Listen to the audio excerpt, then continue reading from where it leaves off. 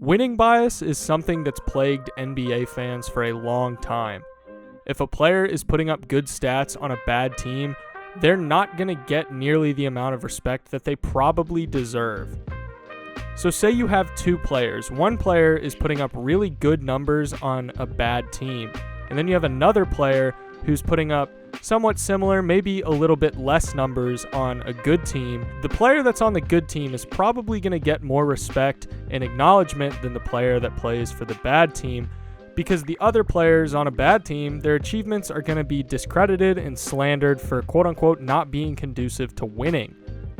This unfortunately has become the case for De'Aaron Fox.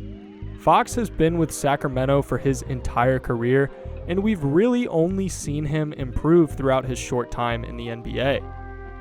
The Kings haven't been able to put a solid team around Fox, and it's resulted in him flying under the radar and not really being given an objective rating by the NBA community at large. So in this video, my goal is to break down Fox's game and explain what makes him such a great player and why he deserves your attention going forward. We're going to be covering a lot in this video, so be sure to stick around until the end so you don't miss anything. I'm also going to be sharing a special announcement at the end, so be sure to stick around for that. So let's get right into it. So at a glance, it's clear that De'Aaron Fox was an all-star caliber player last year, regardless of him not being selected. He put up 25.2 points, 3.5 rebounds, and 7.2 assists per game, while also snagging a steal and a half per game. He had a true shooting percentage of 56.5%, which is only 1.3% below league average. One area that he definitely needs to improve on is his three-point shooting, being a 32% shooter on the year last year with 5.5 attempts per game. But it's also worth taking into account that Fox was predominantly the source of the Kings' offense this year. Everything ran through him, and when there's not really the best supporting cast in the world around him, he would have to take it upon himself to shoulder the scoring load. This could help explain the below-average three-point shooting, as he's really having to create shots for himself without the help of his teammates to create open looks for him. It's worth noting that he shot 39.3% on catch-and-shoot threes this year, so he's capable of making them. It's just a matter of having someone around him that can operate as a secondary playmaker when defenses are targeting him. He was in the top 3% of the league in three-point shot creation this year, so if he can start hitting them at a consistent clip, it's going to open up a lot more avenues to his game with an increased level of scoring gravity. The big part of De'Aaron's game that I think is most obvious when watching him is his unbelievable finishing ability. He is insanely talented at using his ridiculous speed to get to the rim and finish at a high rate. At the rim this season, he shot 76.1%. So not only is he efficient, he's being efficient while taking some ridiculously difficult shots at the rim. This is what I find so exciting about De'Aaron Fox. These circus layups that he takes look so cool, and they also go in the basket. Don't even get me started on his dunking, because he has an insane vertical and he uses his athleticism to get some nasty dunks.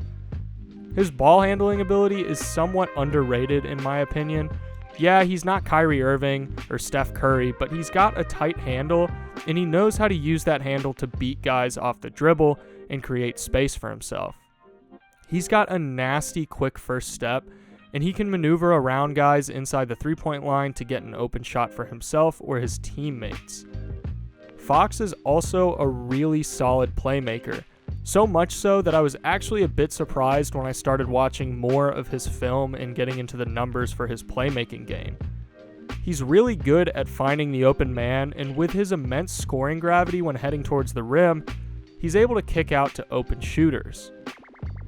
At a glance, he records 7.4 assists per game with only 3.1 turnovers per game. That's pretty solid efficiency in terms of playmaking.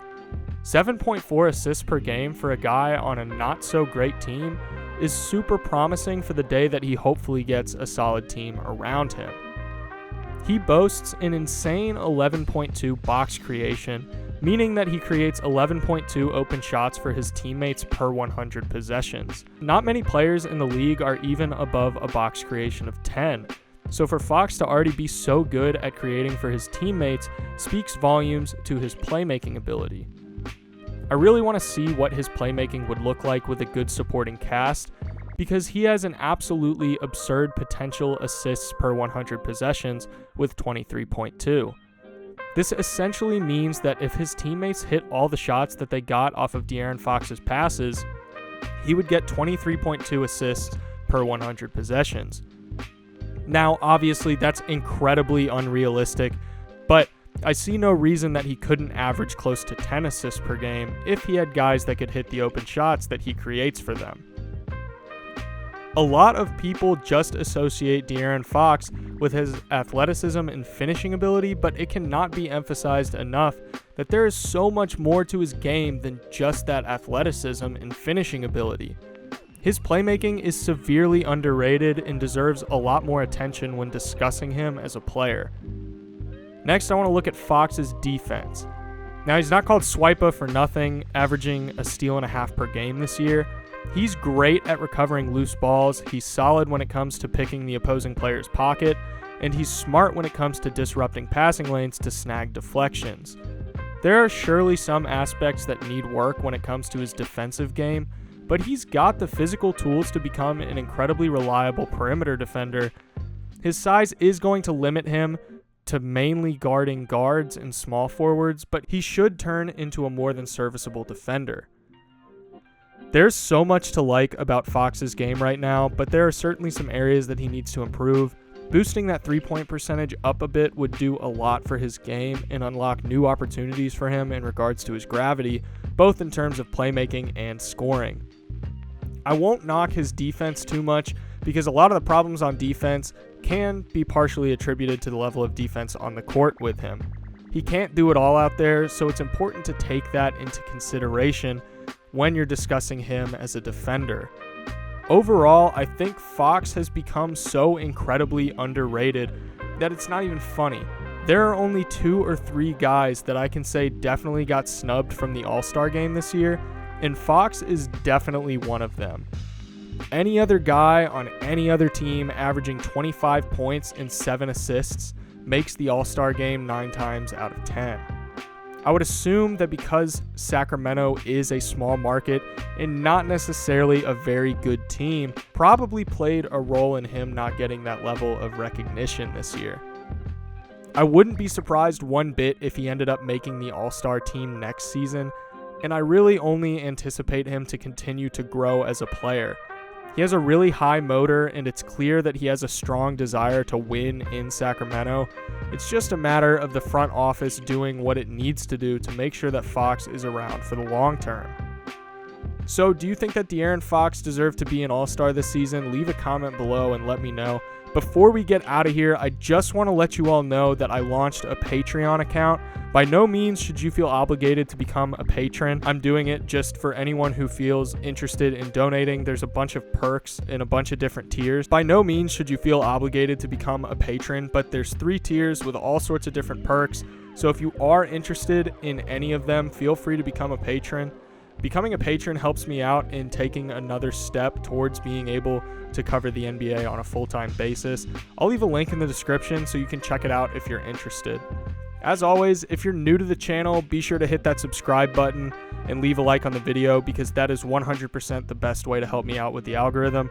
All that being said, thank you guys so much for watching, and I will see you in the next one. Thanks.